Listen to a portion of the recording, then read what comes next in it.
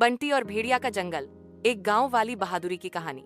प्रस्तावना, यह कहानी है मध्य प्रदेश के एक छोटे से गांव रामपुर की।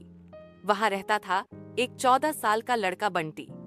पतला दुबला, पर हिम्मत में किसी शेर से कम नहीं। माँ उसे प्यार से छोटू शेर कहती थी। गांव के लोग बंटी को मजाक में लेते थे, लेकिन एक दिन कुछ ऐसा हुआ जिसने सबका नजरिया बदल दिया। रामपुर के पास एक घना जंगल था, जहां से लोग जलावन लकड़ी लाते थे।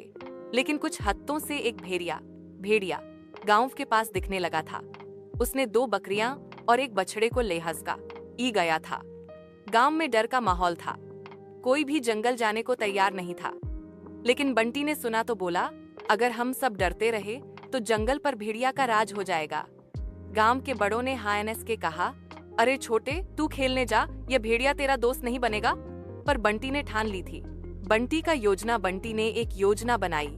जंगल में जाकर भेड़िया के पंथ रात को आने के रास्ते को देखना। उसने अपने पिता के पुराने दूरबीन, एक लाठी और हाथ से बना झालर ट्रैप लिया। सुबह 4 बजे छुपके निकल गया। जंगल में बंटी ने एक पीपल के पेड़ के ऊपर चढ़कर निगरानी की। 3 घंटे तक कुछ नहीं हुआ, लेकिन फिर एक हलचल, पत्तों की सांस जैसे कुछ भारी सांस, और वो दिखा भेड़िया। बंटी का सामना भेड़िया एक चक्कर लगाकर वापस जा रहा था। बंटी ने उन्होंने उस रास्ते पर अपना जाल बिछाया, जिसमें एक छोटी सी घंटी बंधी थी। रात में भेड़िया वापस आया और जाल में उलझ गया। घंटी की आवाज से बंटी ने दौड़ लगाई। पीपल के पास पहुंचते ही उसने आग जला दी, जो उसने पहले से तैयारी में रखी थी। भेड़िया डर के भाग गया जंगल की ओर। गांव की प्रतिक्रिया सुबह सब लोगों ने देखा भेड़िया के पांव के निशान झालर ट्रैप के पास। बंटी ने जंगल में पत्ता दिखाया। गांव के मुखिया ने उसे सबके सामने बुलाया। यह बंटी अब छोटू नहीं रहा, यह तो गांव का रक्षक है।